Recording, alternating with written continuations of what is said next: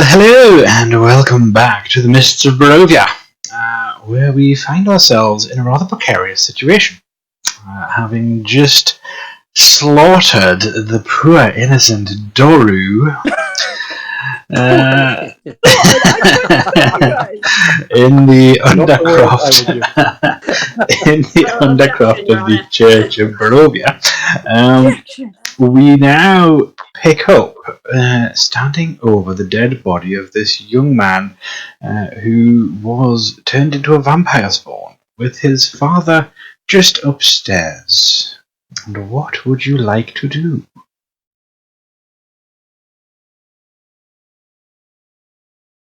Okay.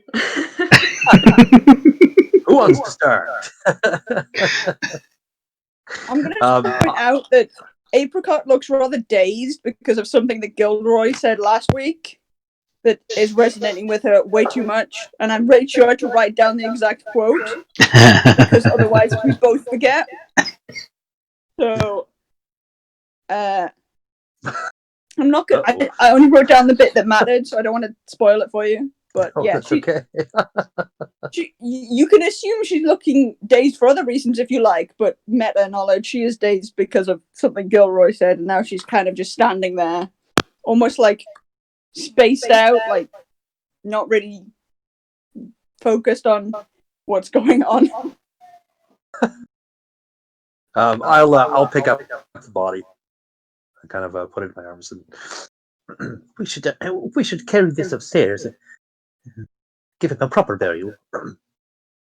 Mal hops down from her place on the stairs, skirting her ball bearings that she's going to pick up before I leave, and she comes over to the others. And she kind of looks at the body and she in Gilroy's arms, and she's like, "Whoa! I mean, I agree with you, but I think we should consider what we're going to say to the father first, right?" Yes. Well, we could just say that he was a vampire and had to die. I don't think he's going to die by it. Remember, he knows about the vampirism, and he was convinced he could keep him down here. You know, it will be hard for him to accept. But this is the way it is. The undead cannot die. They must be exterminated. Okay, but am I the only person who can keep track of the lie? Oh, right. Yeah, well, the lie where we said we were sent by the Morning Lord to help his son. So we need to spin something, yeah. Well, maybe that's not technically a lie. I mean, if he doesn't know that He's now gone to the light. Exactly. See? So yeah, what are we gonna say? What was it? I'm not religious. Come on. I'll try. I'll try to Okay, convince him that this was the right thing. That the Morning Lord wanted this. This was the only decision. So Mal puts down her bow, and so she sort of like stands to go and she's like, okay, pretend I'm the priest, right? Pretend I'm the priest, and you're carrying the body of my son who's been turned into a vampire that you've just killed. What are you going to say to convince me that the Morning Lord wanted this? Now, remember, you let us down here because you believed that the Morning Lord, we were already sent by the Morning Lord. So, put that on our side. Yes. So, what I would say... he's gone to a brighter section, a brighter place, other than Barrovia. His body is here, but his soul is left. Okay, it's got potential. We can work with it. It might work. What? I mean, come on, you're a cleric. You do god stuff. What other stuff do you say when someone's had to go before their time or whatever? I don't really know. Isn't this like your thing? Well, no, I usually just bury the bodies. I don't usually do the service. Right. Okay. If I recall correctly, that the priest should still be charmed. We could try taking his body and just leaving. We could try. I mean, we could, but don't feel right, you know? I don't like leaving loose ends. I think he'll be okay. I was going to say, I hope he'll be. I think he'll be okay with it, but obviously he won't. I mean, it's his son, so it'll be difficult to get it. It'll be difficult for him, but he has to understand that this was the only choice that we could have made. I can't leave him as a vampire to just destroy the rest of the city. Yeah, you know that, and I know that, but Hmm. but that poor beggar there wasn't family, you know. He will accept it in time. You know, Well, I like you, Gilroy, but this is also why I don't do religion. thinking about how long he must not have been fed, we could say he's begun cannibalizing himself, and we put him out of his misery. That's true. Might work. All right. I guess we can spin something out of it. Bleeding hell. Are you all right? This being said to Apricot.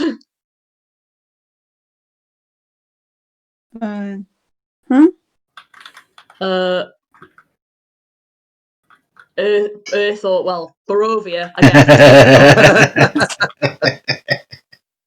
guess. You're looking a bit not with it.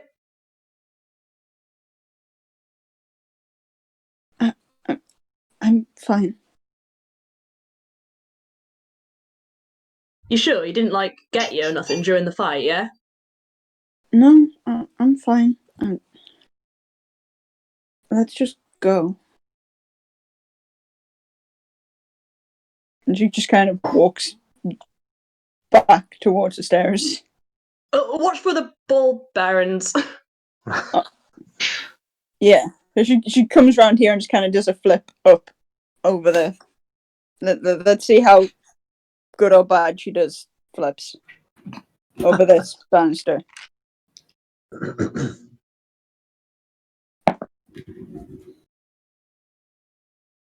I mean, that's not great. That's a 9. Oh. So she's probably. I mean, I'm not. It's not up to me, is it? A 9 could probably get her over the banister, right? Just very badly. Yeah. I mean, you can get over the banister easy enough. It's only a 5-foot banister. It's just a case of you would stumble a little bit over it. Yeah, it was almost a natural 1, and then it went to a 7. And I was just like, oh, thank God. What if we just say that we found him this way? What if we just say we came down and we found him dead? Mal just kind of is looking, just staring at Gilroy. I know. All right. The Well, longer that he continues to speak, the longer she will stare. All right. I had to try. Ravenheart would also sort of look at Gilroy and go, for your consideration, Father! Well said. So hoping that we'd get through this. Is that going Well to be said. our new Take Us to Hell? Probably. Take Us to... Yeah. Every campaign's got to have one. Oh, yeah. Oh my goodness. All right. Well. Mal's gonna walk over to where her ball bearings are, and she's gonna start scooping them back up into the bag. Okay. Oh, no. So it'll take you about maybe 2 or 3 minutes to pick up all the ball bearings. Meanwhile, everyone else will be able to move upstairs. Yes. Apricot would be well upstairs by this point. Do I want to attempt going the 10 feet up, or do I want to do it safely? I mean, like I'll just wait. I'm move carrying Apricot bodies. then. I mean, you can walk over the area with the ball bearings, It just requires a dexterity check to not lose your footing. Yeah, no, I'll just wait. Dexterity is not my strong point. Okay. So, Apricot, you just going straight upstairs? Yeah. Yeah. So you would be over there. Let me just move. There we go. And then I'll move out the way of the hole by the door. Meanwhile, I'll attempt to hop over the 5 foot high. Okay, it's easy. I mean, it doesn't really need a check to be able to get over a 5 foot wall. The check that Apricot was doing was to do it with style, essentially. Yeah. What did it say? I mean, you can do it if you wanted to for style. It's entirely up to you. And if you want to make a check to see how stylishly you can get over it, that's entirely up to you. I mean, that would account for acrobatics, right? It would be acrobatics, yes.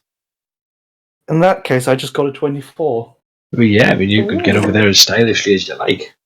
You could do a handstand butterfly dive over the bars and land on your feet. How was that? There we go. And you head back up the stairs there. So Gilroy and Malika left downstairs whilst Mal collects a ball of her ball bearings. What are you two going to do in that period of time whilst you were upstairs? I'm not going to go out, but I'm going to see if I can peek around the corner stealthily and see if he's still standing by where he was before, which I can't currently see because of the dynamic lightning. Yeah, well, he's not standing. He is actually kneeling, back down, kneeling in prayer in front of the altar. So if I go out here, I can see that he's kneeling out there. Yeah.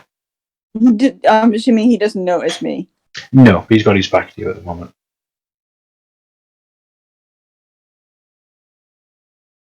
I'm gonna just leave. I ain't dealing with that. Not my idea.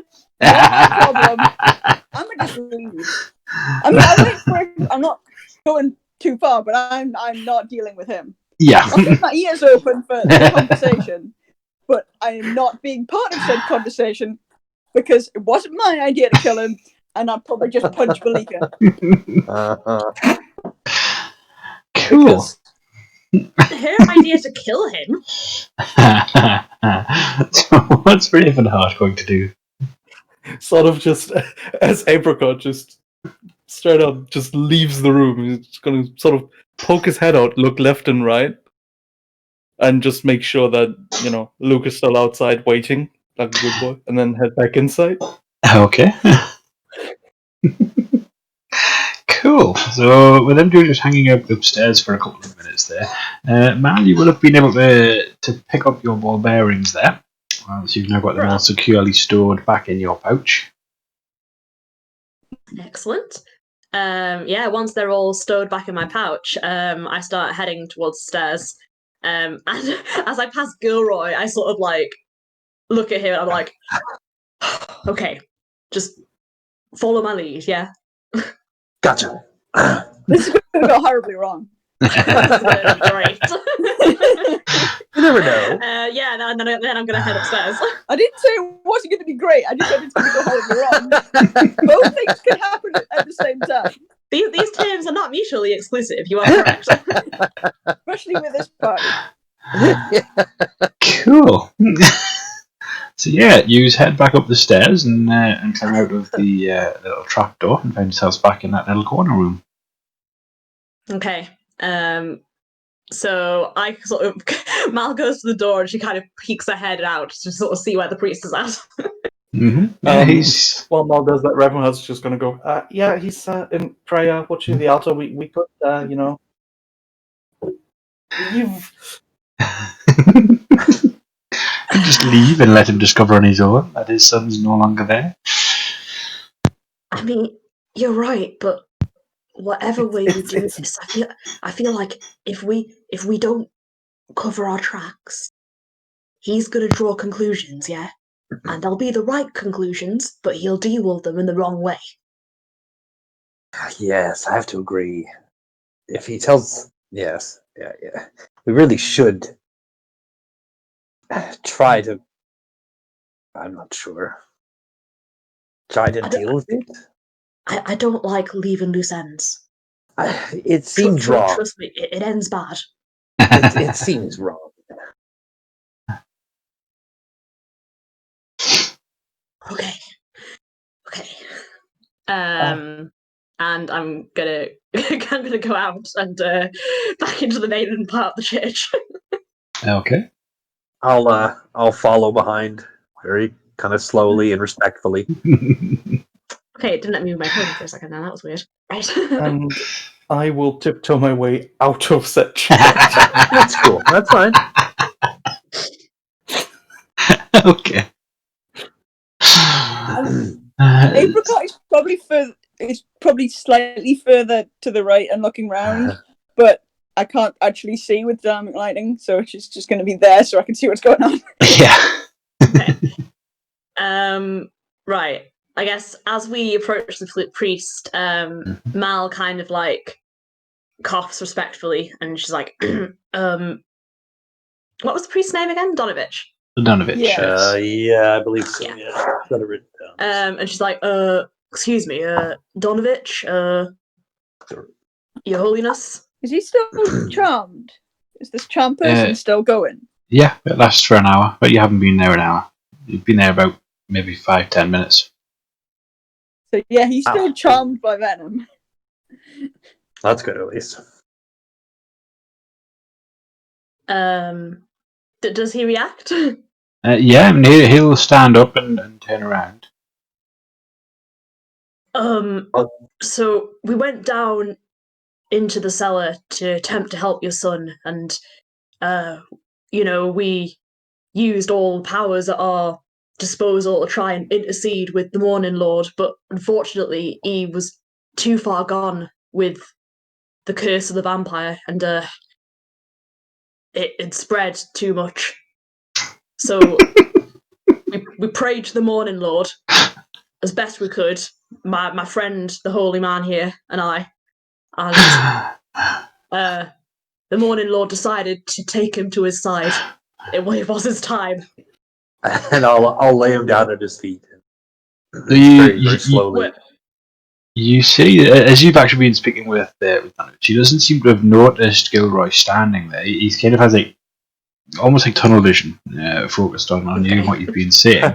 And then Gilroy kind of moves, and Donovich sees the body of his son in his arms, and as he gets laid down at his feet, Donovich just collapses to his knees and just sobs, unconsolably, sobbing his heart out. I go over to Donovich and I sort of put a hand on his shoulder, and she does actually look genuinely conflicted. Completely. Like this is sort of genuinely like not something she's enjoying having to do. And she's like, I'm sure he's in a better place now. I mean, the Morning Lord will have provided for his soul. She's throwing a look at Gilroy like, is this a holy thing? Is this a thing you guys say? Gilroy's gonna look over and I can't even believe I'm doing this. Gilroy's gonna look over and bow his head and he's gonna start singing a little bit. And he's gonna go, "Oh, Danny boy, the lights are calling." And he's just gonna sing the rest really, really kind of respectfully and quietly, and say he's the priest now. Cool. Okay. I mean, Donovich doesn't seem to notice you at all now, whether you're speaking to him or anything like that. His entire attention is focused on the body of his son in front of him. You will, however, I will grant you inspiration for that. So you can mark down wherever you're tracking your character that you have inspiration. Inspiration allows you to hand over that inspiration for an advantage on any roll. Oh, fantastic! It's well deserved. That was brilliant. It was. So yeah, you have an inconsolable Donovich sobbing over his son's body, and he doesn't react at all to you guys now. His sole attention is on his son. Right. You should leave. I mean,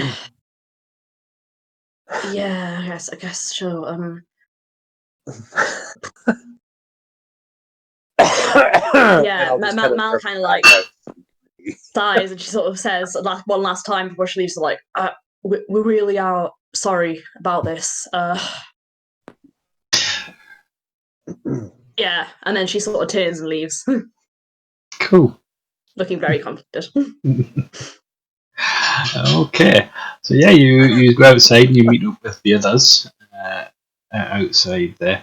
You don't see Venom with you, which you don't really consider strange. The last you saw, they were kind of hunting around the Undercroft for further ball bearings, any that you might have missed, and so you suspect she'll probably catch up with you in time.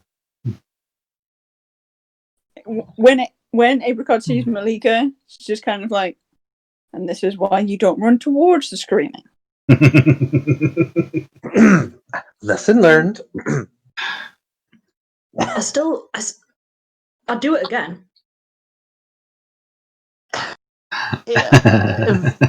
It would depend on the situation. I don't disagree with Apricot. So what's your plan now then? What are you going to interfere with next? I'm not sure. I know you're desperate for me to take the bait right now, but you know what? I'm not going. It is getting quite late as well. It's starting to really get quite dark. Look, I am exhausted. I mean, we've woken up in fog, found out about werewolves, tried to court a vampire, dealt with 2 screaming people, and talked to a bartender who cannot be asked to say more than grunts. I'm thinking bed myself. Wouldn't be a bad idea. I'm rather tired myself. Much as I hate to agree with you. Should we try the tavern then? See if they've got rooms for the night? Was there an inn in the tavern, or was there an actual inn? You didn't notice any kind of space where there might be guest quarters or anything like that in the tavern. Okay. Maybe they know somewhere that we could stay? I was just going to suggest that as well. They may know of an inn in town. Worth asking. And I mean, if there isn't one, which, considering the state of the place, might not be, we could always just find an abandoned house somewhere and, make use of some beds. Oh. Not the worst plan. Not a good plan, but not the worst. Yeah. Hey, beggars cannot be choosers. That is a good point. They can. It's probably just might be better that they aren't. Anyone can choose. So should we head back to the tavern? Mal suspects that Apricot is just taking it upon herself to disagree with everything she says, and so she's going to ignore this and try to be the bigger person. So she's just not going to say anything to that. I think that one was more just naivety that she doesn't understand the lower class as much as she thinks she does. She's like, of course they can choose. Anyone can choose. Because she's grown up in such a high class environment. So she doesn't. She thinks she understands the lower class, but she doesn't. You sweet summer child, you babe swaddled in the cashmere, the shawl of naivety. Yeah, pretty much.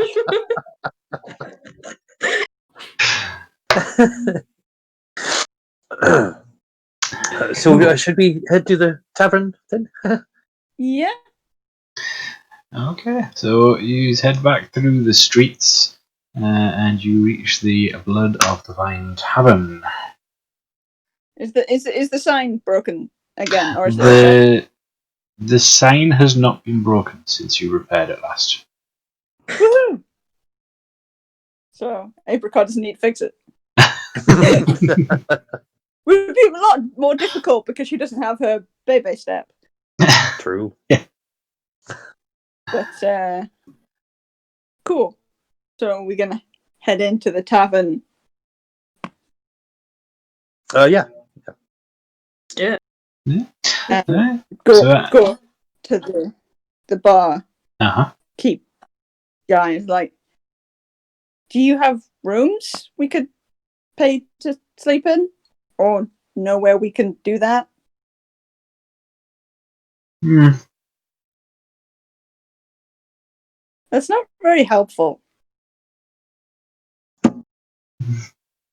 We could ask the three colorful ladies, the women wearing the colorful clothing. You also Are still they still see there? Ismark in the corner as well. Yes, they are still there. So the three Oh, ladies are right. still there, and Ismark is still there as well.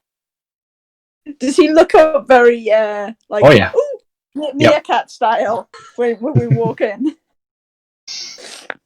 Like he did when Apricot came in for that 5 seconds. He looked so Yep. excited and then totally downtrodden. Just a really hopeful look on his face.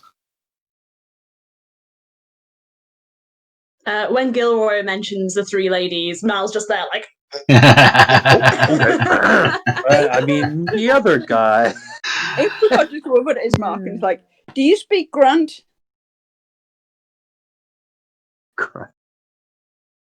Because she kind of points at the barkeep because I don't understand what he's trying to tell me right now. It's not common. That's for sure. Some kind of orcish, perhaps. Do I get Is a the response of bartender him? an orc? Oh, you're asking Ismark that? Yeah. Yeah. I literally go up to him and just point at the grunt, not Team Rocket. I point at That wasn't meant to be. the barkeep and Interesting. say, "Do you speak Grunt?" He looks kind of confused, but then he looks over at the barkeep. Oh, he doesn't talk very much. Talk Do at you- all. Do you know where we could stay the night? I mean, if you're looking for a place to stay, you're welcome to stay at my house if you will help us with Irina and get her out of Barrovia.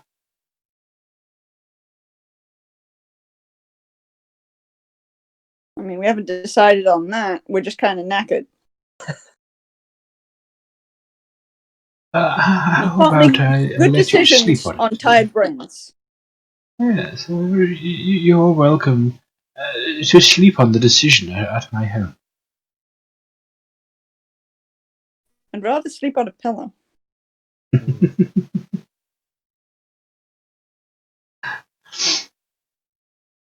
Is there an inn in town? Or There is are there not. rooms in the tavern? There's not. Okay. Sounds like we've got one option, and I don't like only having one option. No, neither do I. I mean, best option we got, yeah? Seems like the only option. We could still do an empty house, but that feels wrong. It's, yeah. How do we know if it's empty? Exactly. How do we know if it's safe? Well, that's exactly my point. Pretty sure there's nowhere that's safe. Yeah. None of Barovia, no. Safety is an illusion. Then we should accept his offer. I'm At least down. for now. Cool. Can Ravenheart try and get a look at the three ladies sitting on the table to see if they have any sort of reaction to this? They seem to be ignoring you. Okay. Good. Yeah, I say we take him up on his offer. What are the ladies paying attention to? Like, are they just talking amongst themselves? They're or are just they looking talking at amongst this each other. specific- Okay. They're just Okay. talking to each other. Yeah. Okay, cool. Okay, well. So if you accept Ismark's offer, he will stand up and put down his glass and leave the tavern. Mal sort of leans into the rest of the party and she's like, maybe we should give it a few minutes before we follow him. Why? I mean, isn't he meant to be like, some kind of revolutionary, yeah? Sure. Is he? Well, according to them, he's working against Strahd. They're in good with Strahd. I'm thinking maybe it's probably better for us not to follow him in full view of people who might report back to the vampire. Oh, good call. Yes, I understand. They never met him before. They don't go up to the castle. That's what they told me. You don't just go up there. Well, no, but I mean, Yeah, but they'll have other ways of sending him a message. And what I'm saying is you can't be too careful. it is good to be careful, just in case. It seems like a very dangerous land that we're in. Well, I'll just go outside with Luke and tell him. So, and Yeah, that's a good idea. head- That won't look suspicious if you do it, because you were outside all the time last time. and sort of just head outside with Luke in tow. Mal's going to go to the bartender and she's going to pay for a round of drinks. Not necessarily with any intention of drinking them, just to keep up illusions. Yeah. You'll disrupt the Gilroy drinks will when- walk over and have a drink. Okay, yeah, well there Take you one go. drink. Mal buys the drink. Okay. Thank you. Cool. Yeah. So the barkeep will dish up some drinks, and Isma kind of looks a bit confused at the suggestion of you following some distance behind, but he agrees, and he'll start heading off. We'll catch up. We just want to have a drink first. We're right behind you. It's okay. Cool. Apricot shakes her head and just leaves. So as Mal Apricot shrugs and leaves, she tips the remainder of the third glass into Gilroy's drinks. I have to go for just a minute. I will be right back. No worries. So as Apricot leaves, you notice Ismark is heading south at that junction of the square. Cool. How far behind exactly would you like to follow?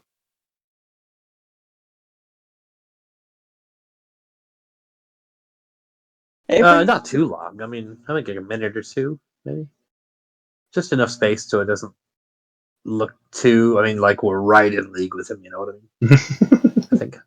Is Okay. that? I mean, does that sound like a good idea? Or Yeah, like far close enough that we can see where he's going, but far away enough that it doesn't look like we're. Okay.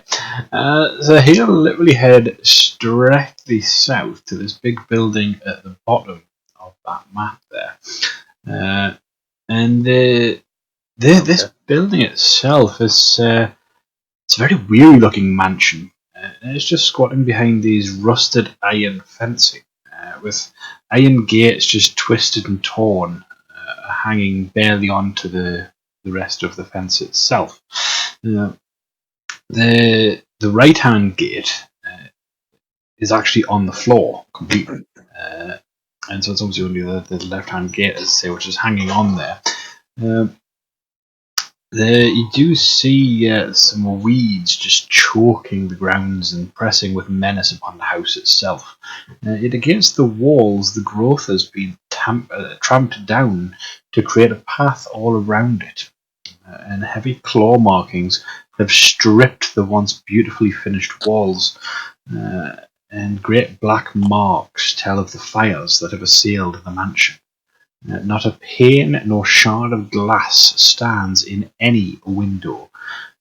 All of the windows are barred with planks, and each one marked with evil stains of omen. Seems like this place has seen better days. She goes up to the gates and inspects them to see if she could fix it. Nice. You don't believe that you would have the time or materials to actually repair the gates at this point in time.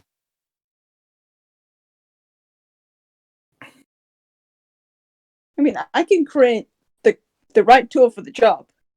Oh, you could create the right tool. It's more the materials, because these gates have been severely damaged, and so it would need to be like straightened out and then welded back together again. Hmm.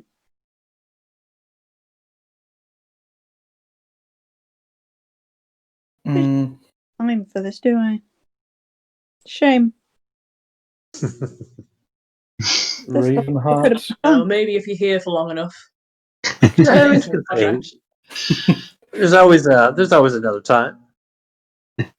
We can come back to Raven- Barovia. Ravenheart is going to use Druidcraft, Mhm. and I'll use the weather prediction effect, which either Okay. manifests as a god node for clear skies and so on and so forth.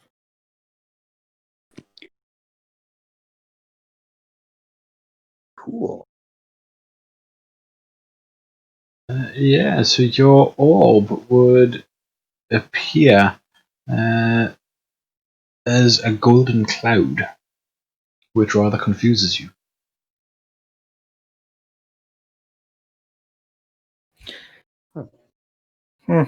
That's not supposed to happen.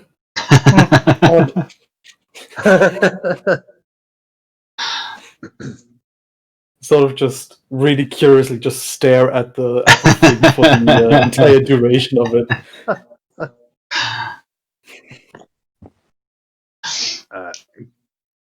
Doru will approach kind of from behind and say, "What are you staring at?" So, this is one of the effects of Druidcraft. It's supposed to either be a golden orb for sunshine, it predicts the weather, a cloud for rain, or a falling snowflake for snow, and so on. It shows what the weather is going to be, but a golden cloud, clear skies and rain. I don't understand. No, that doesn't make sense, does it? No, You guys never have sunny showers? well, I Oh. mean, but it's not sunny. It's clear skies, no clouds, and then but a cloud, and sort of slump his arm, head down. Oh, okay, good point. I mean, Yeah, we I are can't in say some that. kind of vampire werewolf run down hellscape. Mm, Maybe that's just what the weather does here. I don't know anymore. These lands are strange. I'm a smuggler, not a weatherman. I'm just a priest, sort of. The sort of makes it. Is this mark on inside? The half priest. Oh, is Mark stood at the door waiting for you? I'm gonna go up to him. I'll follow her. Going in, or He just looks back and says, I was waiting for you. I wasn't sure what exactly it was that you wanted to do. sleep mostly. Indeed. It's just your friend. He looks a bit confused, perhaps. May I ask, what happened to your gate? Oh, that was part of the attacks, really. Oh, the attacks by the werewolves? We're gonna get Werewolves, attacked if we yes. stay here. That's what I'm concerned about. Are you worried about any other danger overnight? Not this night. I don't think so. Oh, well, that's reassuring. Why not? There have been Yeah, no I mean- more attacks for 3 days now.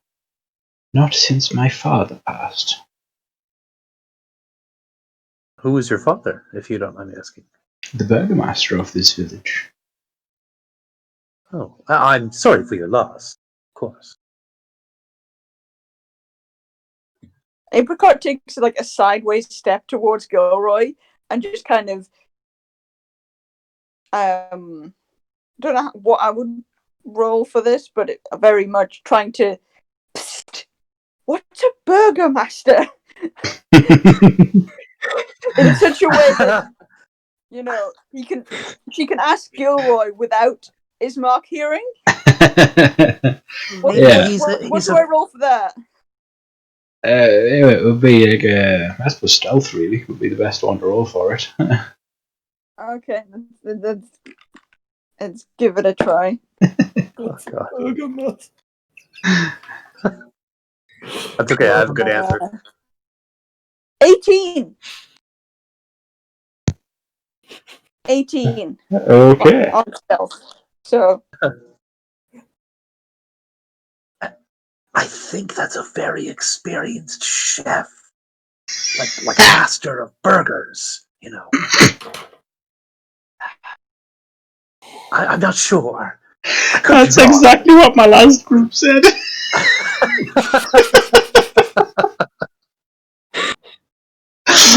Oh dear me. I hate it. the last one. Yeah, I mean you would know that a burgomaster is it's kind of like a town mayor style position. That's kind of what it is. It's the German word for mayor. Oh, Yeah. okay. Wow. And it's Burgo Master. I know exactly why. Yeah. I may or may not have failed German in high school, so Never did. I don't blame you. The language is horrible. I mean, it's not as bad as English, but that's neither here nor there. true. So Ismark looks at you two and says, shall we go inside? Yes, of course. And he turns and he knocks on the door in a very peculiar fashion, not just a standard, just knock, knock, knock. It's a rhythmic knock on the door itself. And after a few moments, you hear what sounds to be boards being taken off the inside of the door. And the door opens a fraction, and you see literally like an eyeball and the sliver of a face behind the door. And as the eye comes to rest on you and then on Ismark, the door is opened further to allow passage into the house. And you see, if I have it here, should do. Oh, it's a token form here, isn't it? Yeah. Let's quickly grab the thing. So you see a woman stood there who, by Ismark's description, you can guess is Irina. And she steps back to allow you all in. As you guys head through, you notice that the interior of the mansion itself seems to be very well furnished. Yet all of the fixtures themselves show great signs of wear. Noticeable oddities are literally just the boarded up windows and the presence of holy symbols in every single room that you go through. The burgomaster himself is actually in a side drawing room on the floor, lying in a very simple wooden coffin, surrounded by wilting flowers and the faint odour of decay. Nice place. So the holy symbols, like, are they holy symbols that any of us would recognize? Like, are any of them not of Barrovia, or are they like symbols that would be completely alien to us? So they are a sunburst emblem, is what these holy symbols are. And Okay. you probably would have seen it because it's not unique to Barrovia. So anyone who wants to can make a religion check to try and determine that. I'll do the same. Love to. This is Irina as well on the map there. I hate The that. priest has no idea. I hate that these dice are actually really good. I might switch them out. This isn't fair. I just rolled. I was like Malvin and Kev, and now I'm gonna roll just to see if there's a comedic factor. I ended up rolling higher than you. I just rolled a Oh, that 19, place. and I have a +1 to Oh, religion, so Cool. Okay. 20. I got a 19. Oh, I have a +3 to religion, so if I roll high, this would be really funny. Everyone does better than the priest. Yeah, well, that's what I mean. Like, what? Okay, Symbols? What symbols?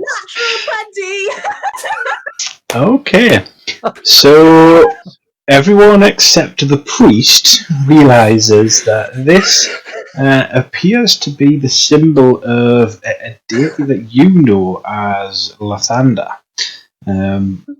who is he is a god of sun, expressed as this sun emblem. But you also recall, obviously, that Donovich mentioned the Morning Lord, and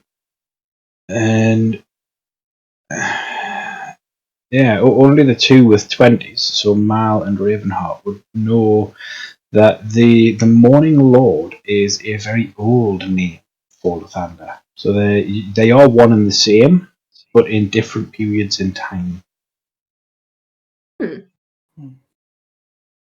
We're not talking like just a few years. This is like hundreds of years ago that they were known as the Morning Lord. This makes a lot more sense after creating pantheons of our own. You understand this concept a lot easier. Yeah.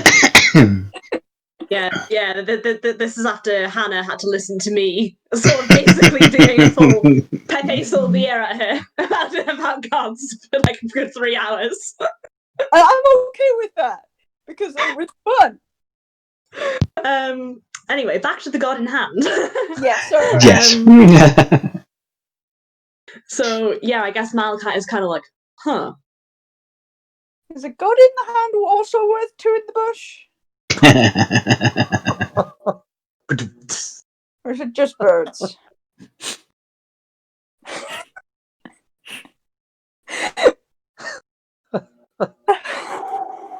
How to go from there?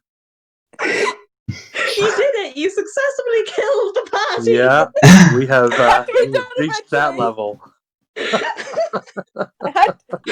The only downside is that was not here also. True. That would have. God. At least my glorious moment is on stream. I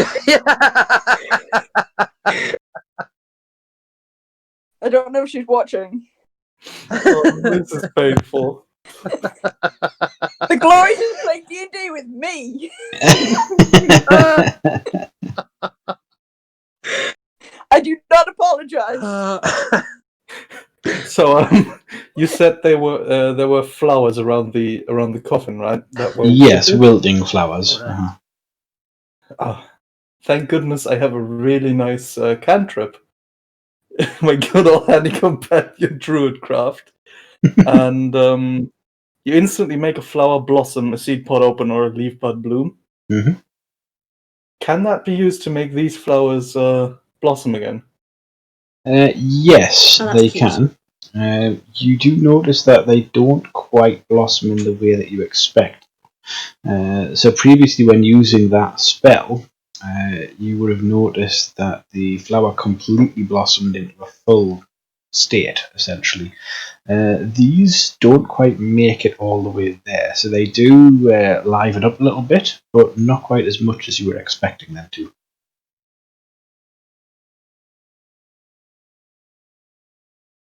Can I okay, this is gonna be kind of cool. Can I watch here we go. Yeah. Can I walk over to the body and kind of kneel down and touch it on the shoulder, just respectfully and gently, and cast gentle repose? Yes, you may. It lasts for 10 days, and it may essentially means that he won't become undead, and he's protected from decay. Okay, yeah. So his body is kind of saved, more or less, for 10 days. Yeah, so frozen in the state it's currently in. Yeah, sure. Yeah. Yeah, you can certainly But it just do means that. that he won't become undead. Primarily, yes. On the off Which in chance. this place is a very real possibility. Yeah, you know.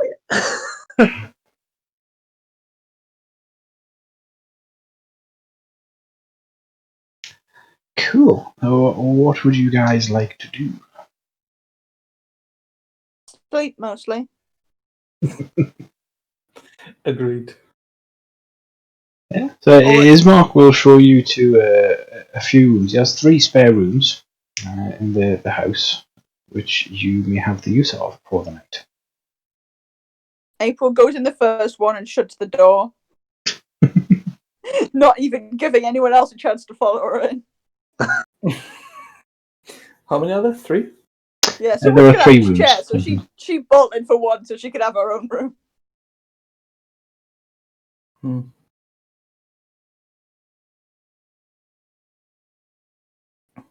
Well, if there's only 2 rooms left, the men should stay together. It seems only fair. I'm fine with that. Yeah, I try to be respectful as much as I Well, can. as long as you don't mind dogs, that is. Oh, I don't mind dogs.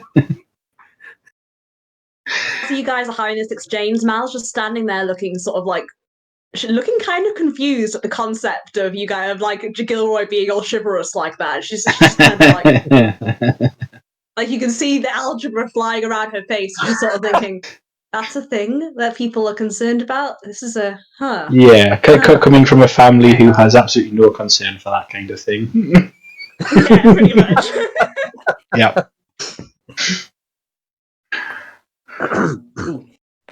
Well, You know, if they want to give her a room to herself, she's not going to complain, but she's also just going to stand there like, it's something Gilroy would do. It is something he would do. And are these nice rooms? They were. So you can see that they have been very lavishly decorated, but it hasn't been maintained very well. If there's anything she can fix, she's going to fix it. Probably everything in this room could be fixed, given enough time. Well, she'll check the bed first and make sure that's fixable, and fix that if necessary. And then maybe a couple of other things before she gets too tired and then falls asleep. Okay, cool. So yeah, you are all able to gain the benefits of a long rest at this point. And yeah, D4, she fixes 4 things. The 4th. Roll a D4 to see how many things she manages to fix.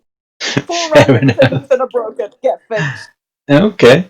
So you notice the door was a bit squeaky when you opened and closed it. So you fix up that. You fix up the leg on the bed was a bit wobbly. So you managed to get that sorted out and tightened up. There's probably a cupboard and a dresser which you could fix, like the drawers of the dresser and the doors of the cupboard. And then, very proud of herself, she takes off her wig and falls asleep. Cool. Yeah, so you wake up in the morning, or what you assume is morning. It doesn't seem to be much lighter now than it was when you first arrived in Barrovia. But yeah, you awaken fully refreshed.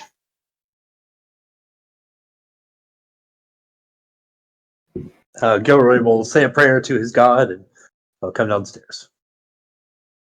Cool.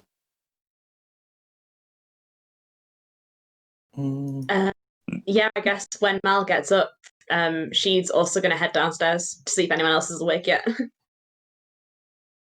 Good morning. Morning.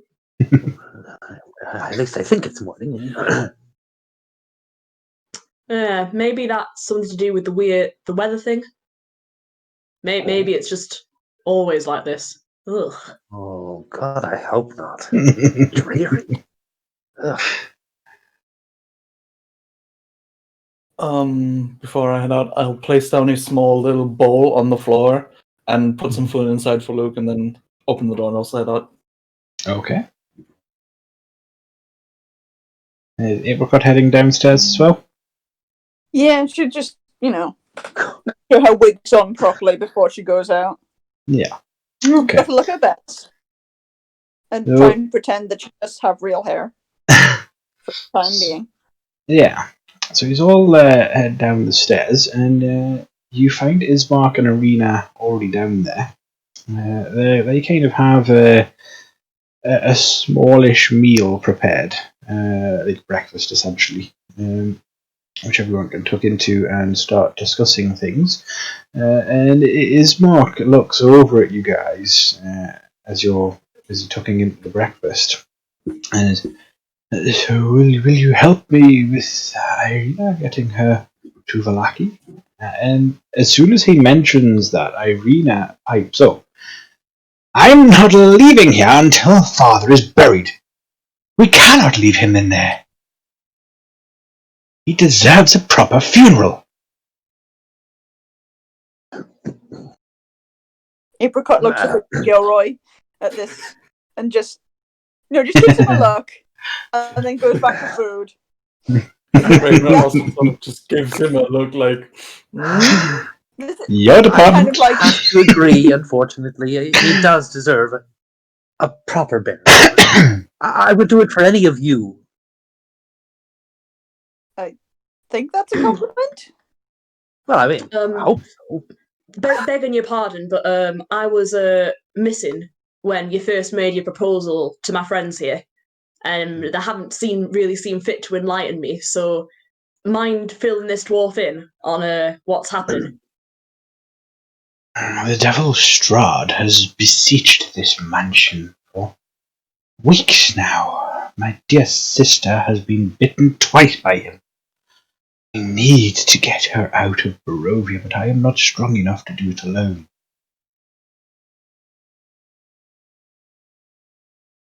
I'm sorry. Did you say she's been bitten twice? Yes.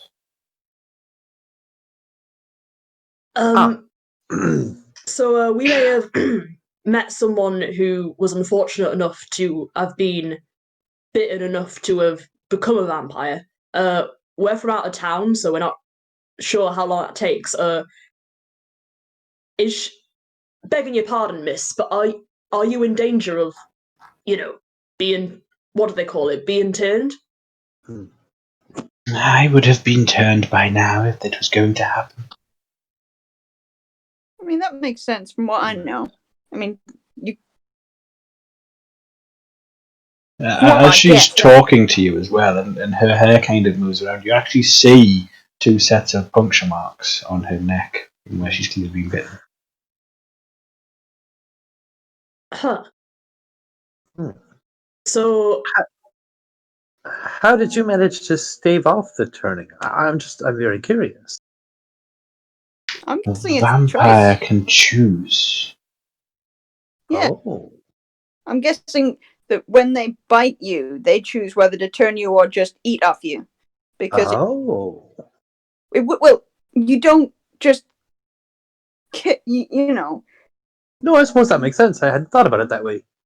That's I suppose Huh. I will have to. You want to believe keep you. your. I don't know. Sorry, go ahead. I'm trying to think of a Ravnican analogy, but it's kind of like you don't, bleed the cow dry of milk. Is what I don't know a good Ravnican analogy that Apricot could use, but she's trying to get across that you keep the cow alive as long as possible because you want all the milk. You keep the human alive because you want to drink the blood. Sure.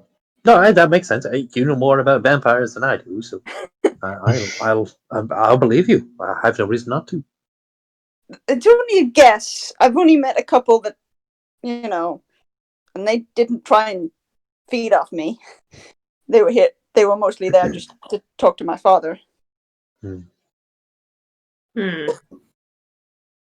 Well, and they were quite pleasant. Which is. Sorry, go ahead. No. Go ahead. I'm just. I was gonna say to what's his name? Ismark. Yes, I was gonna say to Ismark. Is there a place in town where you would like us to bury, or where you would like your father to be buried? She looks rather confused as you kind of ask that question. The church, of course. Oh, I didn't know if there was a plot of land behind your house. Some people are sentimental that way. I ain't going back.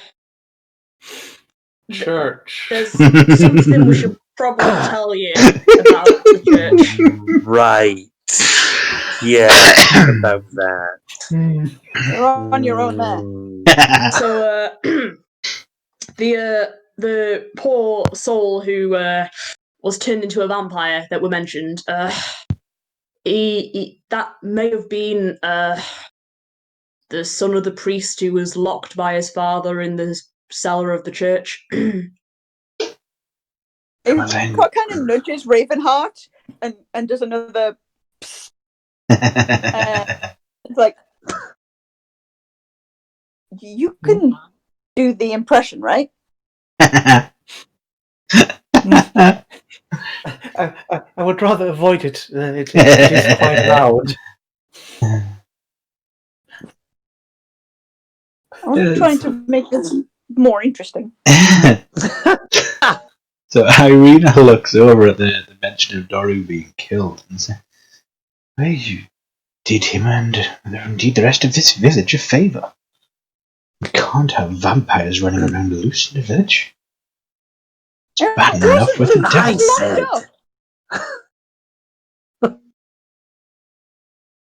The chains will eventually have broken. It's bad enough with the devil Strahd thinking he owns the place. Yeah, it's not something we did lightly. And on the word lightly, Mal does shoot Apricot a bit of a meaningful look. Not necessarily like a told you so look, just a meaningful, we didn't kill him just for fun. We killed him because we had to do it, sort of thing. So not an I told you so look, just we informed you thusly. It's more of a, it's more of a, you don't get to be on your moral high horse about this because it's not something that we did because we're a bunch of murder hobos. No, but you still didn't need to do it. You didn't need to open the door and make this happen. You could have walked away. And that's the thing she doesn't get.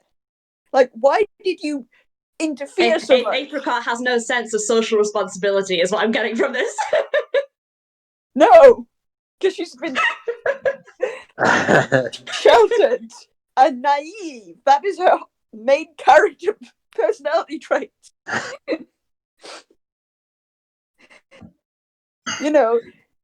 Maybe not as bad, but she's got very much like Elsa stuff going on here. Like, I've been in this room, I've been told this stuff. Maybe if we agreed to bury his father and do something nice for him, the priest would look upon us better, and not as people who murdered his son, but as people who are trying to help the town of Barrovia. I ain't going back there. You doing it? You're doing it yourself. Well, if that's what I have to do, then so be it. I mean, I suppose there's nothing stopping us from. If I could do the grave, you could do the rites. Maybe not the Morning Lord's rites, but you could do whatever it is your god's rites are. Yeah. I mean, would that be acceptable, or does it have to be a Morning Lord thing? Well, Kalimvor is the person who takes souls and judges them, and so he would be appropriate. I would think, anyways.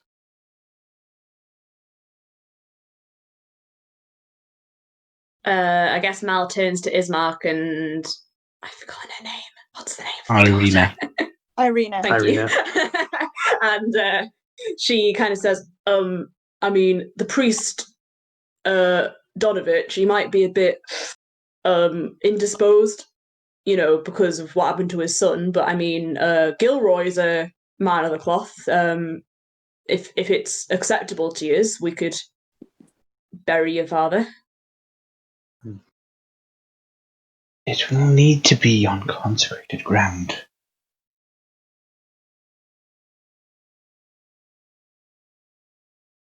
I mean, that's fine. I mean, we could still use the churchyard, yeah? But I mean, does it matter what priest does the burying?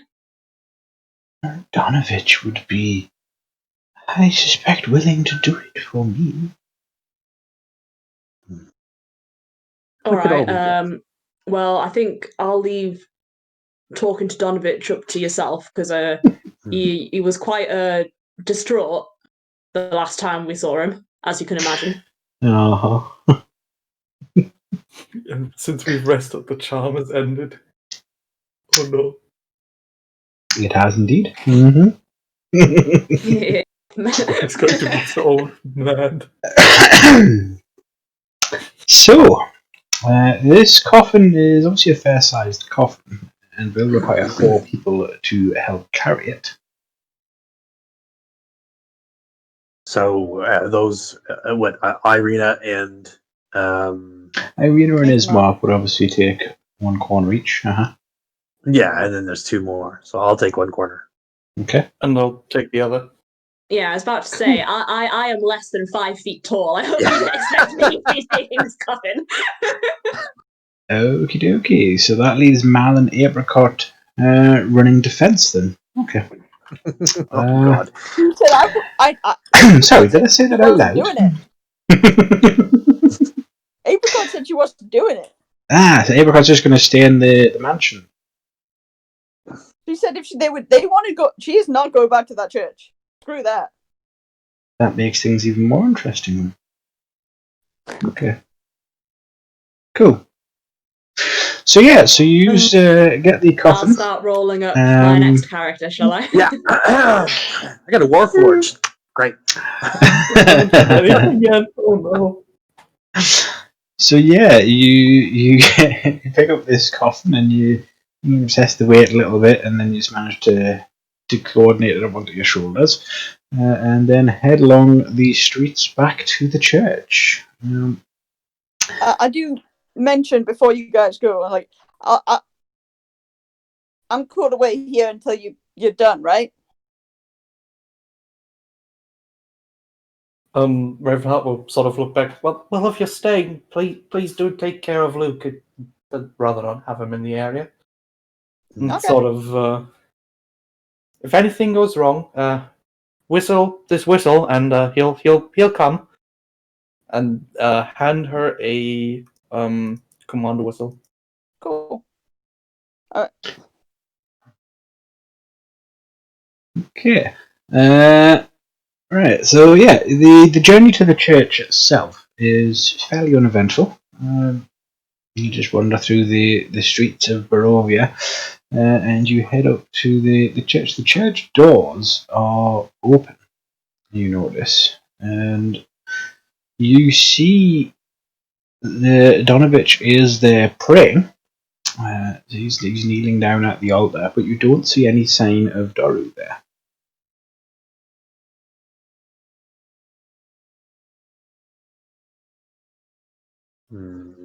Okay. That. Well, I mean, I guess if he's not there, we could. Can I? Okay, yeah, Mal. Can I make an investigation roll to see if I can find any signs of Donovich's whereabouts? You mean Doru? No, Donovich is there. Is it Donovich Doru's is dead, right? Yeah, well, Doru's dead, but you don't see because obviously his body was laid at Donovich's feet in the main chapel. You don't see Doru's body. You do see Donovich kneeling before the altar praying again. Oh, okay. So sorry, I misheard that. I thought that Donovich had up and ran somewhere. But the coffin is laid down now, right? You can set it down if you like. I was going to say, what are Arena and Ismark. his name Ismark. Thank you. What are they doing? What are Arena like? Are they walking into the church or? They seem to be wanting to head into the church. Yeah. Okay, and we're all carrying the same thing, so it would be kind of like wherever they go. I mean, without dropping the coffin, we kind of have to go as well. If that makes sense, you know what I mean?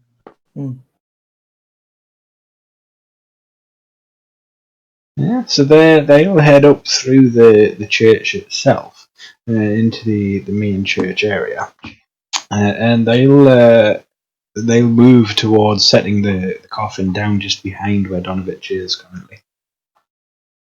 And Donovich hears the noise of you guys coming through the church and stands up and sees Irina and I was going to say Corian there. That's the guy in the bloody coffin.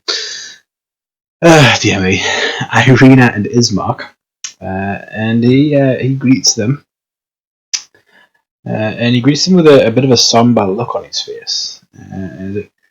I had wondered when you would be arriving with your father. We should get him out back.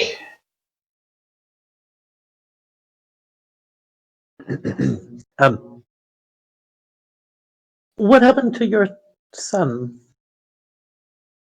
I know it's a rather touchy subject, but I'm just rather curious. I Did you gave him the give him a burial proper that he burial? deserves. He That, was still okay, my I son. will respect it. Of course. Yeah. He still seems kind of somber about that, but he doesn't seem angry at all about his son being dead.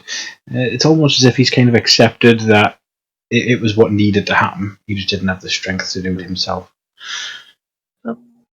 I thought of something that I had learned when I was being taught the ways of Calimbor. It's just a little quote. Maybe it'll help you. I'm not sure, but it goes like this. Death is but a part of life. It is not an ending, but a beginning. Not a punishment, but a necessity. Death is a necessary part of the cycle of life. In order for one thing to live, another must die. In order for there to be room for the next generation, the previous must pass on. Even speaking individually, one's life can only last so long before existence itself becomes a burden that can only be relieved by laying it down. If anything, this is the opening of a doorway to the next stage in existence, a wonderful journey to the realms of our gods, where we join them according to the faith that we had during our lives. I know it's not much, but perhaps it'll help you with your grief. He gives you a solemn nod, and then you see him kind of reach for his holy symbol around his neck. And she says, "May the blessings of the morning Lord be with you." Thank you. Out of character, that was fucking awesome. That really was. I looked up the prayers of Calimbor on Google. So it's not from my mind, I swear. Churchofcalimbor.org. Yeah, but the delivery was just. Thank you. Spot on, man. Spot on. So he indicates to the coffin itself, and he indicates for you guys to lift it again to take it round back so that it can be put onto a plot which has already been arranged. Okay, I'll help lift it up. Same here. Cool. So you guys head round the back, and as you're kind of heading through, you go through the gate into the churchyard, the graveyard itself, and the gate creaks with old age. And not far in, you see a recently moved mound of earth, which is where you suspect Doru is currently buried. And as you head further through, you notice that there is an actual hole there. A grave has already been dug for for Kolyan even. And that is where you've got the ropes resting across it to lower it down into the hole itself, which is where you would set it down. So Donovich leads a very short and brief ceremony, and obviously offers prayers to the Morning Lord for Kolyan's deliverance from Barrovia. And then obviously putting all of the dirt back over. And then Donovich gives you guys a curious look. And he almost looks like he wants to look over his shoulder towards the castle. You should probably leave Barrovia with haste if that is what you will be doing now. These are not safe times, especially for dear Irina. she has become quite the target for the Devil Strahd. I would suggest perhaps the Abbey of St. Markovia in Kresk, or maybe even the town of the Lackey. It is very fortified and would be far safer than directly underneath the castle itself.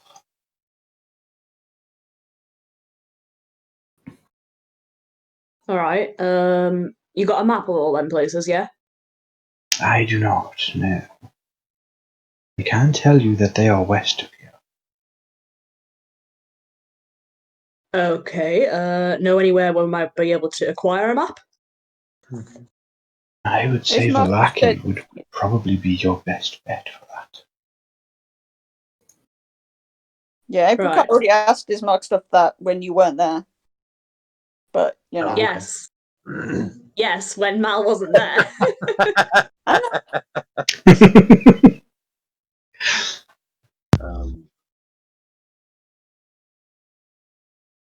Say something, but I don't remember what.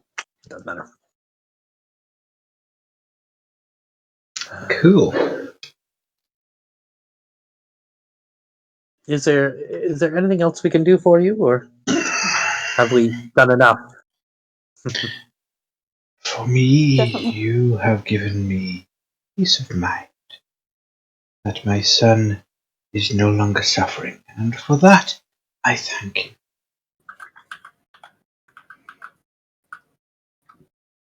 If you need any service in the future, don't hesitate to ask. We're here to help.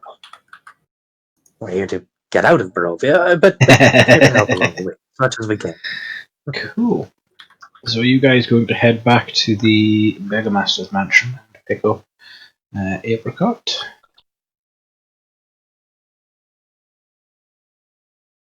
I guess so. Yeah, sure.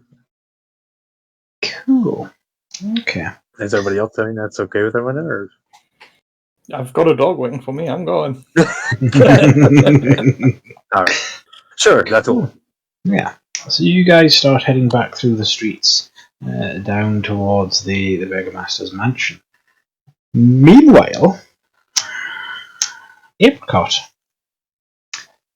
what me. is it you're doing as they leave? Oh, I'm still fixing things. Okay, cool. Just, you know, stuff, you know, mending cantrips, tinker's tools, that kind of thing.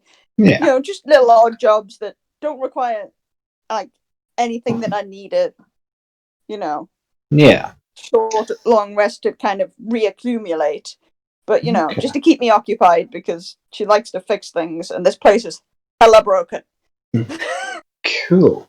So you are alone in the house for about 5 minutes when you hear a rather loud and harsh rap on the door.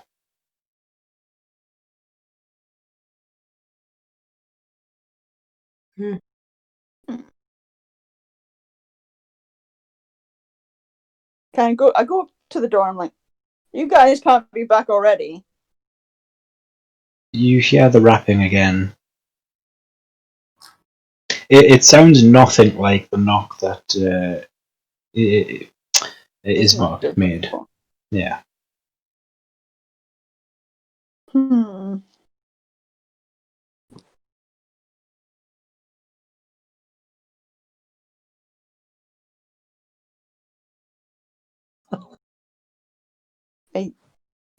Okay.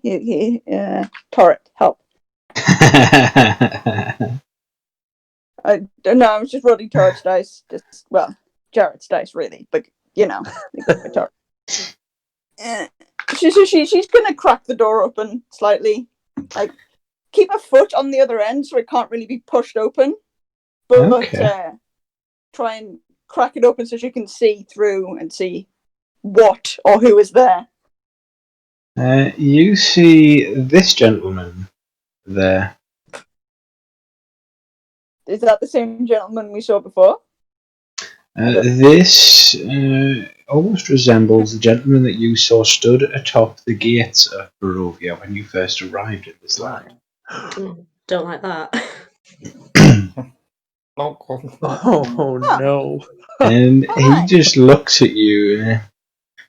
Are you going to invite me in? I mean, it's not my house. It's not really my house, but You are apricot, are you not? yeah. You notice in his hand is a bit of paper, which you recognize. Because you see the writing on the paper, which is your handwriting. You requested an audience with me.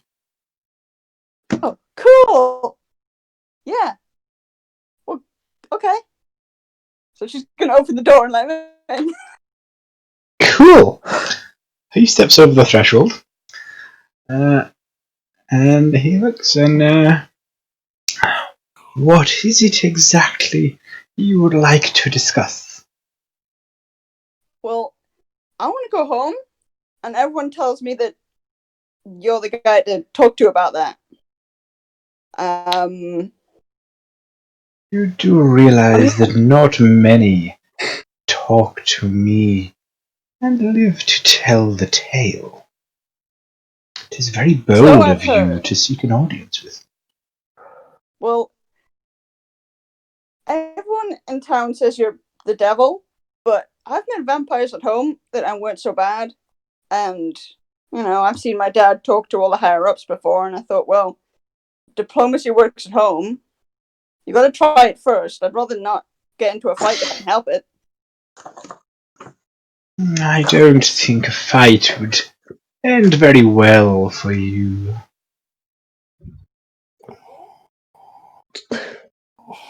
So I'm trying not to look at the pictures because you guys' reactions are putting me off.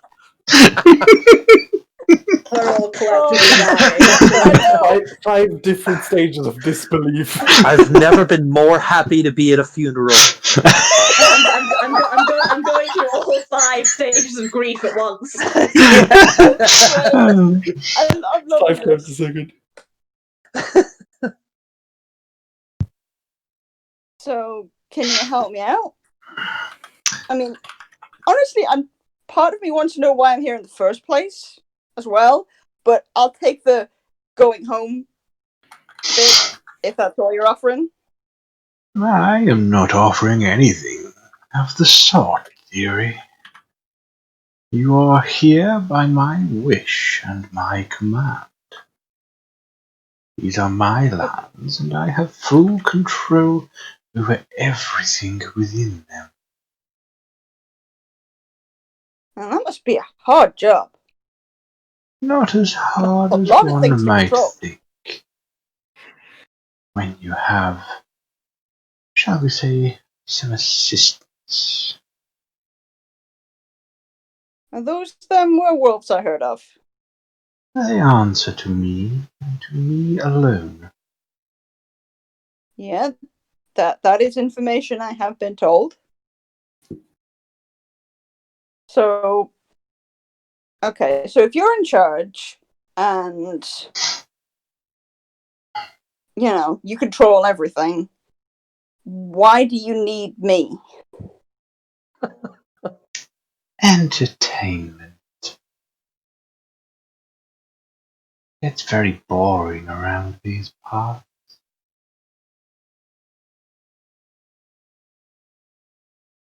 See, well, wouldn't a bard be better? No, bards are so,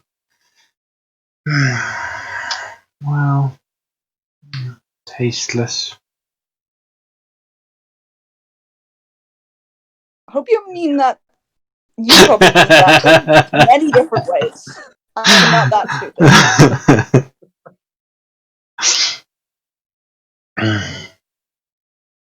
Hope you're not gonna try and, eat me.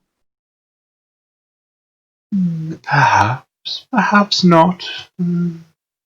That is yet to be Okay. seen. So what can I Now, do? Is there anything I can possibly do in order to entertain you enough that I can go home? You and your little friends can They're not scurry my around. friends. They're not my friends. They're annoying people who keep interfering on business that has nothing to do with them. Like I said, I just want to go home. Yes, I don't think that's going to be happening anytime soon.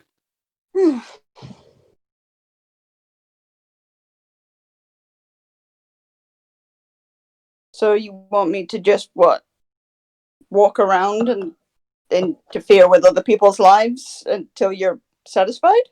It provides me with a great deal of entertainment watching you scurry around and thinking you have hope. I mean, right now I just have less broken things.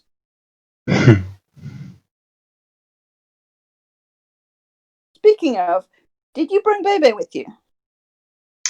No, babies. Keeping one of my pets company presently. I was kind of hoping she'd come back with you when I saw you. I will send her to you in time. When the time is right.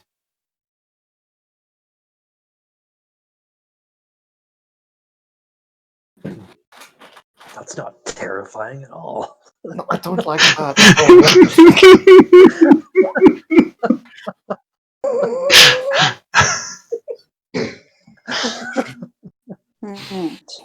See. You kind of see his attention waver a little bit, and Tom comes back to you and say, I think I'll be going now. Your friends won't be long. Again, they're not my friends. If we take anything from this conversation, he just people I woke up in the forest with. he turns and walks to the door and kind of pulls it open and then steps outside. He turns to have one last look at you and says, I'll see you around. And then explodes into a flutter of bats and flies away. Well. And that's about the time when you guys arrive. With some bats flying over your head, you come into view of the mansion. And you see the door open. Did you let those bats in here? Not the bats. The guy that was the bats. Wait, what? Excuse?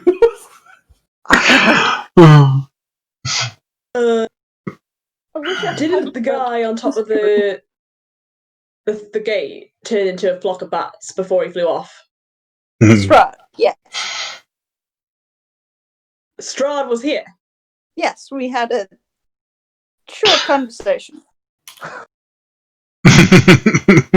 I'm gonna kind of look over and see if I can see any marks on her neck. See. All right. He didn't eat me. Well, I don't know that. You could have just asked.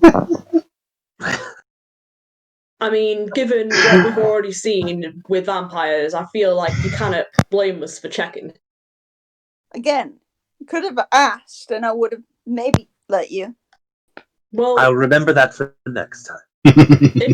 Yeah, but if he turned you into a vampire, maybe he's got some, I don't know, mind control powers. I don't know what vampires do. If we'd asked, maybe he would have said no, and maybe he would have bit you anyway. Are you alright? Yeah, I'm just irritated. So, what did he want, Strahd? Oh, he was just answering my invitation. I wanted to talk to him, so he came to talk to me.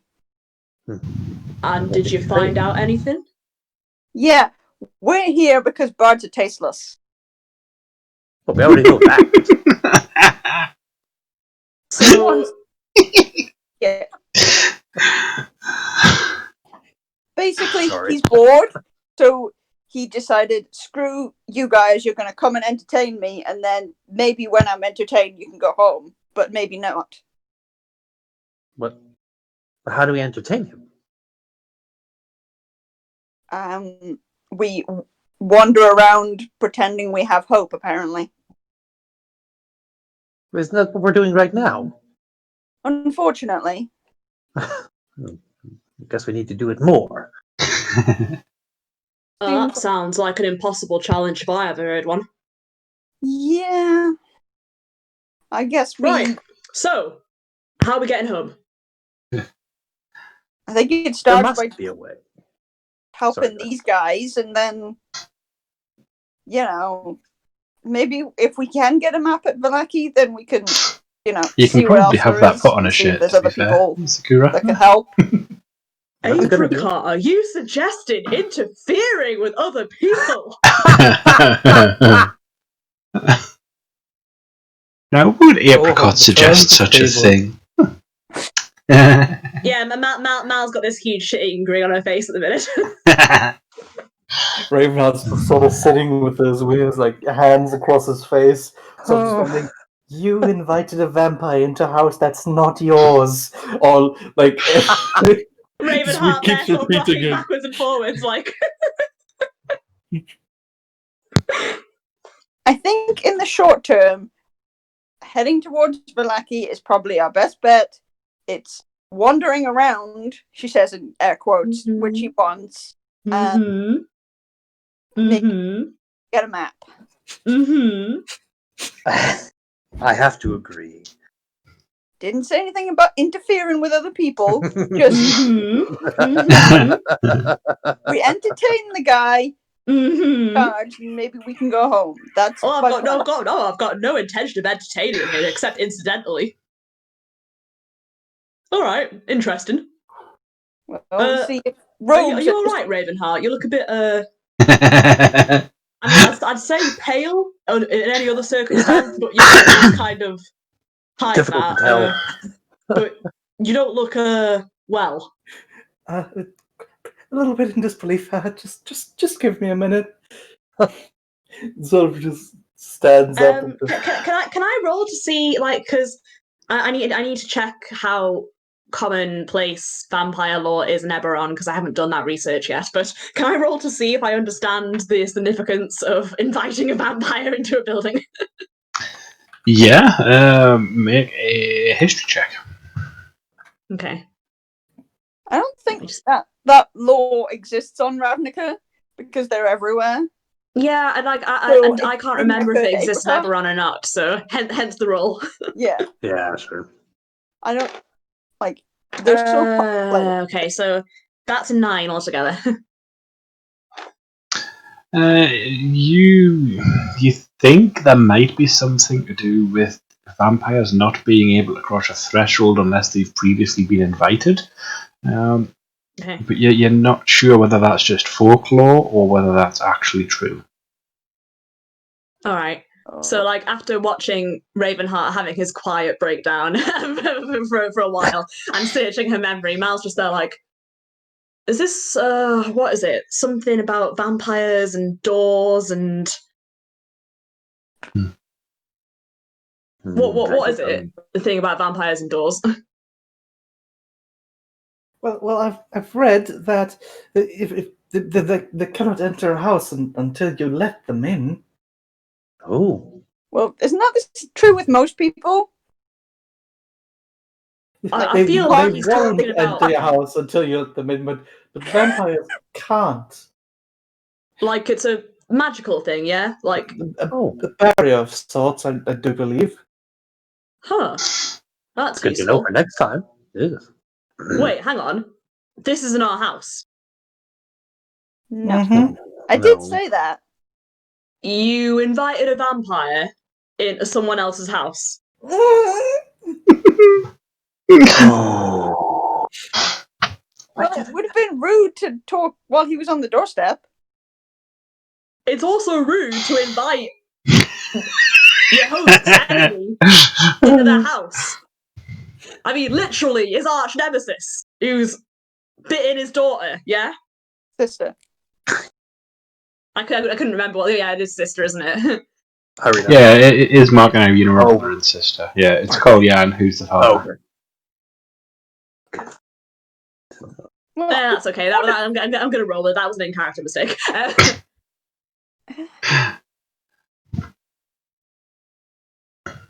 Yeah, okay. And she sort of like pats Ravenheart on the shoulder. I understand the reaction now. Oof.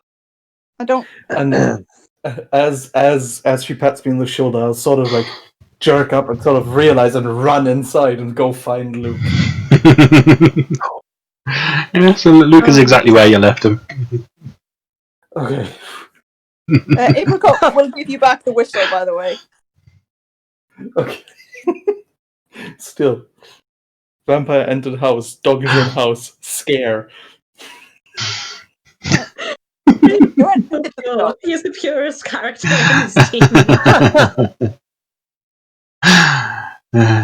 Nothing went wrong. Nothing happened. We just talked. I don't see the big deal. I mean, Okay, you didn't give me the answers I wanted, but Apricot, I know you've got this thing where your dad didn't let you out of the house or whatever, and so a lot of this is new to you, but walk through it with me, yeah? So you're staying in this house, doesn't belong to you, owned by the guy who's got some kind of beef with Strahd, yeah? Following me so far? yeah. You invite his mortal enemy, who's fed on his sister twice, and who otherwise would not be able to enter his house because of some kind of magic thing. You invite him into his house after he's brought you under his roof, and you don't see anything wrong with this. I didn't know that there was magic. Vampires just come and go, as far as I was concerned. And I was trying to be nice to the actual host, so in the order that maybe we could go home. And the part where it's not your house and the guy who's hosting you is an enemy of the guy you invited in, that you're cool with that, yeah? He wasn't here. At this point, Mal just kind of stands there, kind of like, and then she turns on her heel and she sighs and she's like, I swear to God, nobles are exactly the same no matter what world you're on. Oh, I'm gonna go and get some bread. And then muttering under her breath, she sort of walks into the kitchen and just sort of go and find something to cool off with. Goodness gracious. So I'll walk over to Ms. Mark. I keep forgetting his name. And I say, I think we've agreed to take Irina to Vallaki because I believe we wanted to get a map from Vallaki as well. So it seems that the two goals are it seems we have the same goal. We want to go to the same place. Does that make sense? That would be excellent. Just a quick question. Did Ismark hear the conversation about inviting Strahd into his house? Yeah, and you can see they're both pale as sheets. Yeah. The urgency to leave is now a lot higher. It seems as there's a whole bunch of abandoned houses. Perhaps you could take one of those. And then not invite him in. I thought we were leaving. Well, we are, but I'm just suggesting this to Ismark. And, It would be far safer if we were not within this village. well, that's true. Are you going to come with us to Vallaki? But of course, I would never leave my sister alone. Oh, well, that's good. Cool. The more the merrier. How was the funeral, by the way? Did the priest get angry at you? No, actually, he was somewhat accepting. I think he understood the situation almost, as if it were the right thing to do.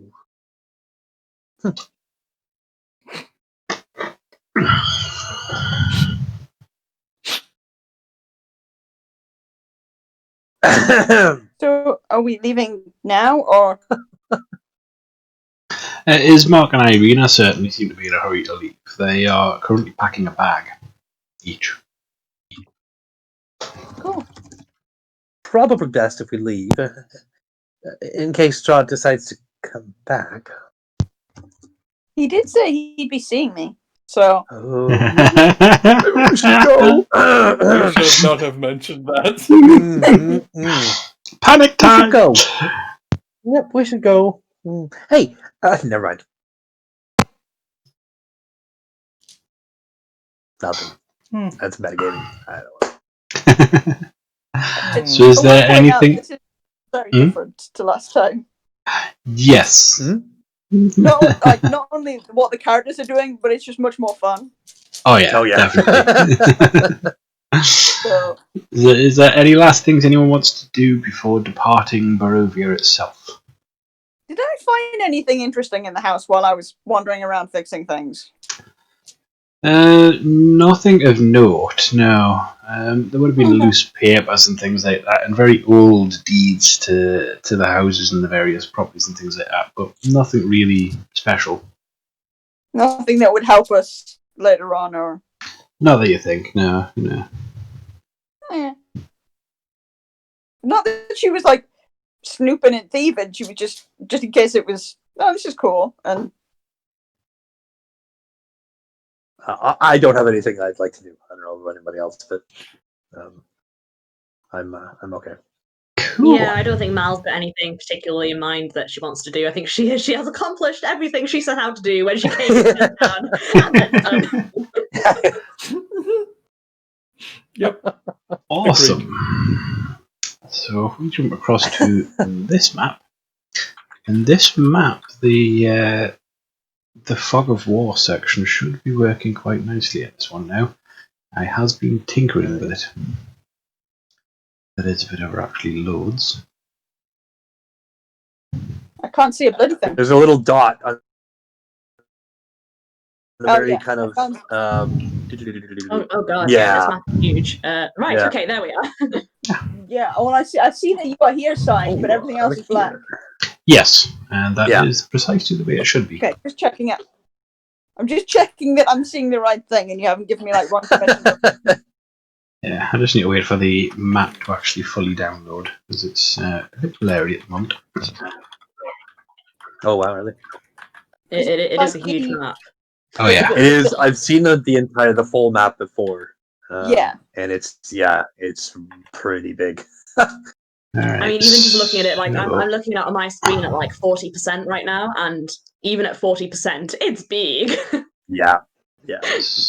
If you go out to 20, you're barely able to get it all on screen for me. Yeah, it's huge. Yeah. So what I'm doing now, that should reveal the old Svalek Road where you've been. Is that doing that?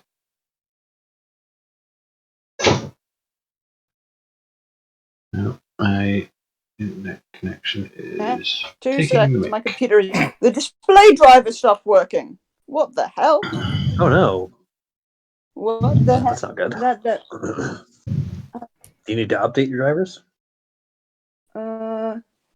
It has been recovered apparently. Yeah, this. I think my computer is struggling at the moment. I don't think it handles 3 monitors very well. Oh, yeah, really. I'm gonna just refresh the page and see if it comes up better. Oh, goodness. Goodness me. Sorry. It just suddenly went all weird. Yeah. I mean, it's a very old laptop. Well, it is Barrovia. This it's is also true. a very old laptop. One thing I want to check, actually. Okay. Am I meant to be able to see something else now?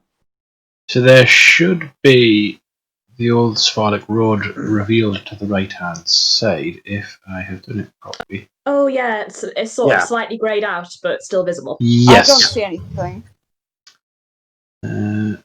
I see. I just see the "You Are Here" sign. Alright, let's And try this blackness. again, because it might be because you weren't loaded. So if we just do this again, slide that along.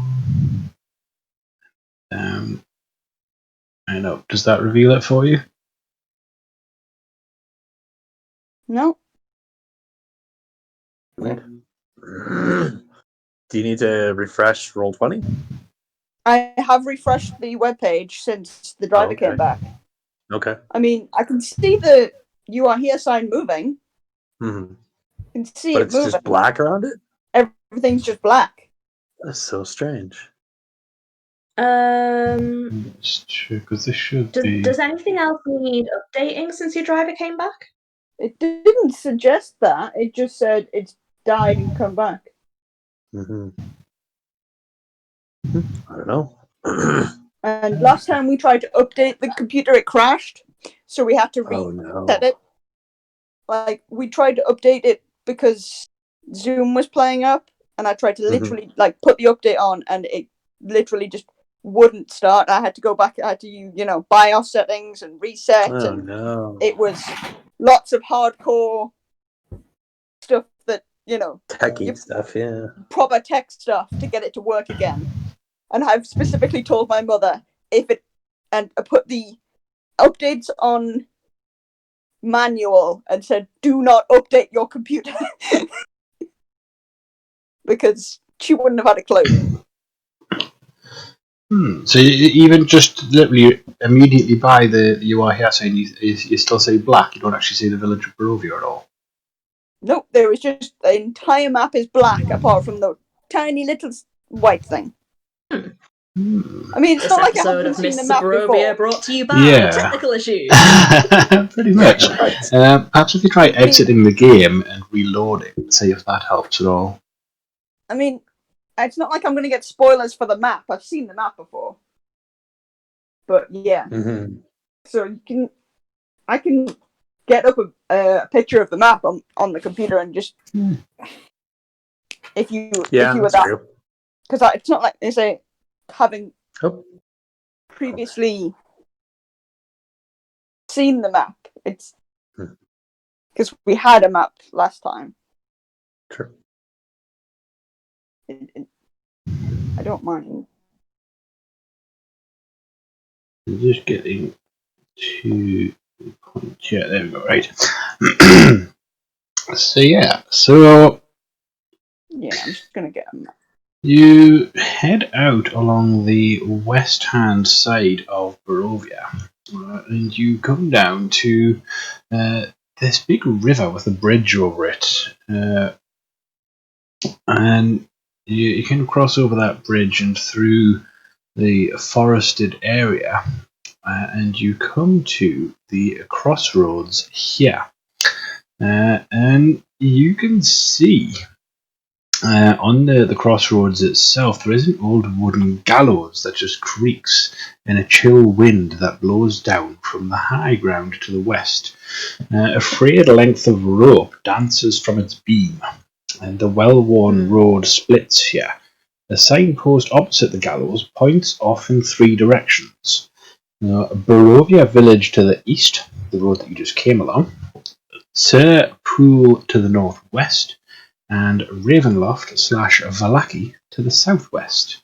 And if everyone could just make perception checks as well, because the northwest. What was the second? What was the second name? The second one is Sir Pool, so it's Tser Pool. Oh, okay. That's to the northwest. Natural 20 for my roll. Cool. Gilroy carrying this party by taking notes. Yeah. And also the northwest right? perception, yes. So the northwest fork slants down over as well and just disappears into trees. And the southwest fork kind of clings to this upward slope across from the gallows. You see also a low wall just crumbling in places, and it kind of partially encloses what appears to be a small plot of graves shrouded in fog. I mean, I got 23 as well. Yeah, I got 23 for perception. So 23. What was your two rolls? 22. It was a natural 20 plus 3. My roll is a 9. Cool. Altogether. So you get nothing. Everyone else drifting in. Drifting in from the wind, you can hear what sounds like music, and it's coming from a northerly direction. Just this upbeat music coming in off the wind. Oh no, tasteless bards. Oh my, no. Very nice. Tasteless joke. You're welcome. You win the internet. I don't. So I'll look at You Ismark and think? I'll say, is there a town nearby, or a village or something? Not a town, no, but that music, that sounds like Vistani music. I was going to say, I hear some music. Does everybody else hear music? Yeah. Yeah. Hang on, music. Like what music? Oh, it's very cheerful, actually.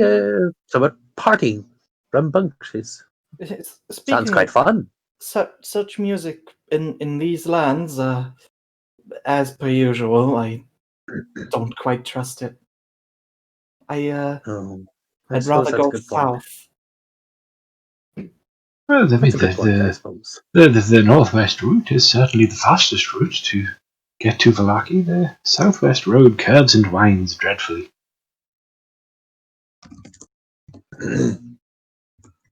Which one do you think is safer? Are these Trustani? Well, the Vistani have never done us any harm. They've always Vistani. been quite nice to us. I said Tristani on purpose. Mhm. It's a magic thing. Oh, okay. It's literally one of the names of the people, the cards, and it sounds like Vistani, so I made her say it on purpose wrong because I thought it'd be funny.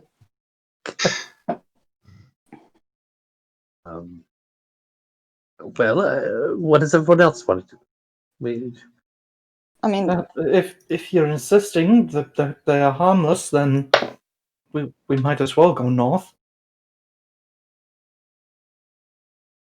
I mean, which way is the safer way in terms of for your sister? Generally, the safest route would be not to be out in the open for so long. So the safest route would be the quickest route. so I guess we're going towards the music then. I suppose so. Hmm. Sorry, Ravenheart. I know it's not what you wanted. That's fine. Ismark, how well do you know the route that you're wanting to take us on? Just bearing in mind, none of us are local, and we still don't have a map.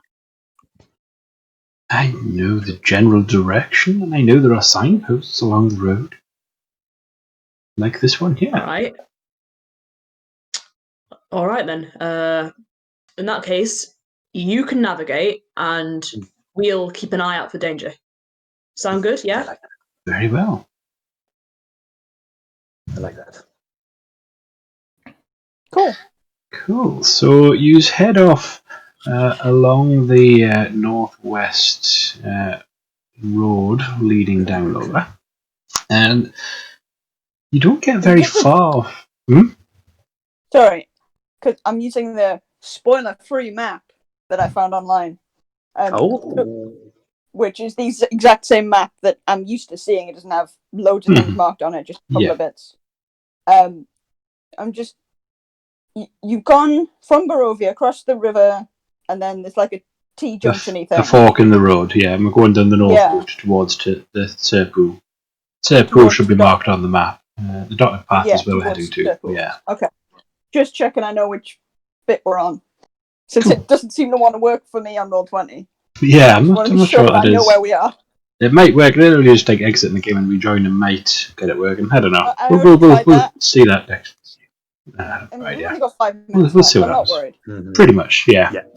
So you head along that road, heading down over, and you only get maybe 50 to 100 yards away when you actually hear a creaking noise behind you coming from the gallows. And as you kind of look back at this noise, where there was nothing before, there now hangs a lifeless grey body. And the breeze turns the hanged figure slowly around so that it can fix its dead eyes upon you. And the figure looks remarkably like Gilroy. And that's where we'll leave it for tonight.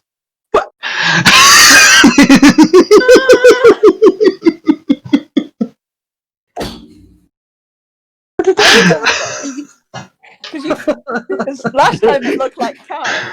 Yes. Gilroy looks at himself. Am I dead? Hey! I was waiting for that bit because I And then remember Gilroy that bit very- opens his eyes and he's back on his wheel and he's breathing out. And all of this was Thank like a God! Let's see. Okay, it doesn't work again. We'll get So, this yeah. out. That was fun. That was hilarious. I don't like great. these cliffhangers. It just makes me want to play. I'd said that it was going to go horribly wrong. I thought it was going to go horribly wrong at your end. Yeah, right. Yep. Well, as soon as you said that, I thought, right, Strahd's going to come visit you.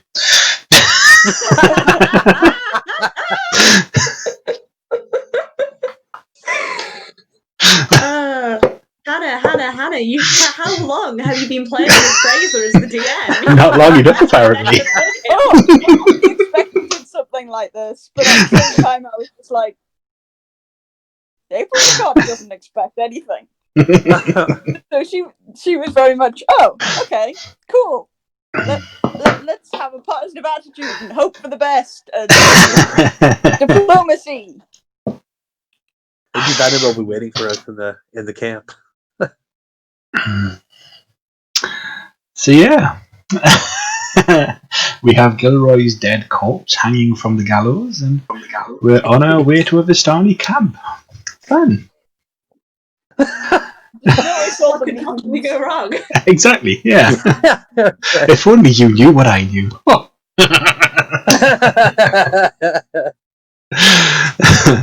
So yeah. So today's been fun. And everyone who's joined us in chat today, we are unfortunately, obviously, as you will have noticed, missing two people. Hopefully they will be back with us next week. We shall see. But yeah, for now, we'll see you all next week when we rejoin and discover the meaning of this corpse from the gallows at 7 p.m. GMT next Saturday. Bye bye for now, everyone.